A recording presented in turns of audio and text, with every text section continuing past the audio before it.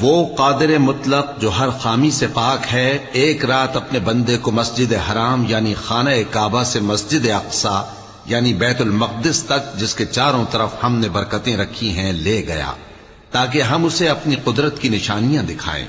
بے شک وہ سننے والا ہے، دیکھنے والا ہے۔ اور ہم نے موسیٰ کو کتاب عنایت کی تھی اور اس کو بنی اسرائیل کے لیے رہنما مقرر کیا تھا کہ میرے سوا کسی کو کارساز نہ ٹھہرانا۔ اے ان لوگوں کی اولاد جن کو ہم نے نوح کے ساتھ کشتی میں سوار کیا تھا، بے شک نوح ہمارے شکر گزار بندے تھے۔